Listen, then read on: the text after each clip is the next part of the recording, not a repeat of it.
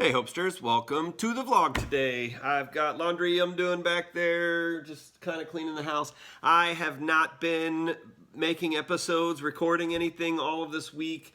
There's just been a lot of that kind of stuff to share, and I don't feel like it makes for an interesting vlog. So give me some time. The weather's gonna get nicer and the winter doldrums are gonna come off, which it's spring now, so yeah.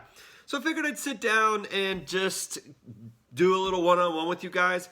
I've been thinking the last couple days about this story that we read and saw a movie of when I was in like late grade school. And it's called Where the Red Fern Grows. And it's about this boy who is growing up in rural America, and it's a big thing to hunt raccoons. And in order to do that, they use dogs. They have these hound dogs that are good at tracking raccoons and chasing them up trees, and then the hunters can catch them, and then they sell the pelts, and it's this whole thing.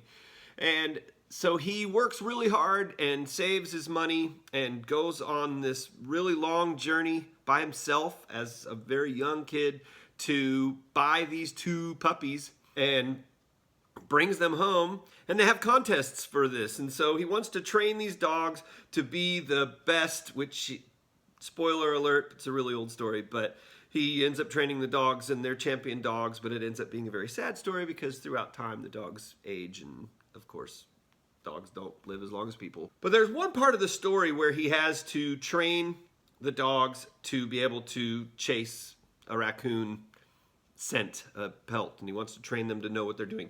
And in order to get a pelt that he's going to drag through the forest, he has to catch a raccoon. And in order to do that, he drills a hole in a big log and he puts something shiny down in there. And then he puts like 2 or 3 nails in the hole at like an angle, pointing down into the hole. Okay, I'm not the best artist, but this is kind of a representation of it. So he drills a hole and he puts these 2 nails in there. And the raccoon reaches down inside there for something shiny.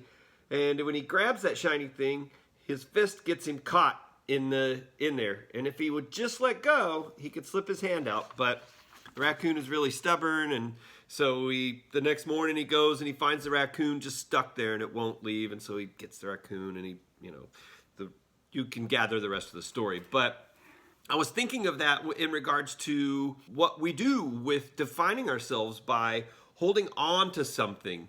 I mean, some of us define ourselves by our job. Some of us define ourselves by what kind of car we drive, by what kind of house we live in. You aren't those things. You're the sum of all these things in your life.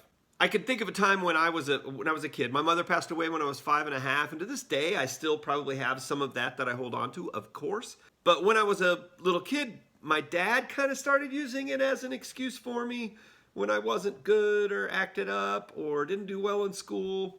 I latched onto that. I saw that there was an advantage to how people would treat me because I was the kid whose mother had passed away early, and they felt sorry for me. And I mean, I was a kid, and I kind of took advantage of that, but it wasn't really an advantage for me because I didn't study as hard. Maybe I got away with not doing my homework or getting as good a grades as I should have, or any number of things that I could have maybe done better in school, for example.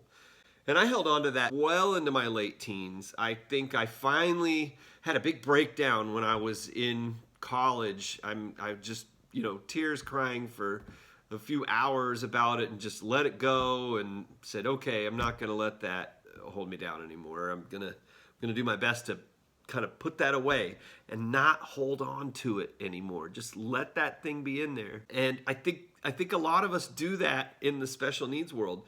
We let it just define everything about us as an excuse a lot of times to maybe not do as much as we would like to do. I mean, especially maybe us as parents, you viewers who are maybe parents of somebody with special needs, we let it define ourselves. We're that special needs family instead of just being the Seitz family. I try so hard not to do that, and I try to do my best to not let others define us that way also. And it's hard. I mean, it's gonna happen. It's a real thing, and it's still something that's part of our life. It's not something that's in the past. It's something that's present. But really holding on to something like that as a crutch like the raccoon. It can kill you. You've got to let things go. Don't hold on to that thing. Just redefine yourself every day. Be better every day. You don't have to be any certain way because something happened to you in the past. You can be whoever you want to be tomorrow. You could be whoever you want to be today. You can be whoever you want to be right now. So if you're holding on to that thing down in that hole and you're letting it define you and you really can recognize that it's something that's maybe holding you back, then release your hand and let it go and pull it out of that hole. Maybe look at that thing you're holding on to and realize that it maybe is making you sad, that maybe it is holding you back, that you maybe hold on to it because you feel that it is an excuse maybe. The fact that maybe, I know that some special needs families can't stand the fact that their life is different or not as easy as other people. So they just really grasp onto that part of their life and they just stay angry. And they define themselves every day by that. And they close themselves off from the world because they're so angry that their life isn't as good as someone else's or as easy as someone else's, or that it's just different from everyone else. And here's a little secret. It's okay to be different. In fact, we're all different from each other. Not a single one of us is the same as somebody else. So let go. It's gonna kill you. Don't be a raccoon. Let go. Pull your hand out. Go change your day. Go change your tomorrow. It's okay. Let go. I gotta do laundry. Thanks for listening. I hope I see you in the next episode.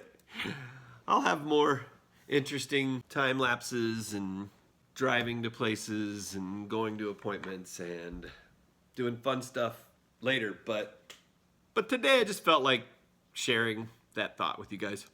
Subscribe, like, click the bell, please comment, and I'll see you in the next episode. Remember, guys, to the world, you may be one person, but to one person, you may be the world. So go be somebody's world, guys, and let it go. Don't be a raccoon. I gotta do laundry.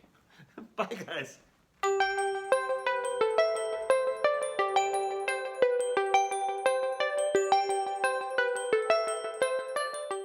Hey guys, thanks for watching this episode, and if you aren't a subscriber and you want to become part of the Hopesters, click the logo right here in the little white circle with the purple writing on it. If you want to watch the last episode, check the one over here to the side, and if you want to watch one that YouTube picks for you, then click or tap the one right down there in the corner. And I hope that we see more of you seeing more of us.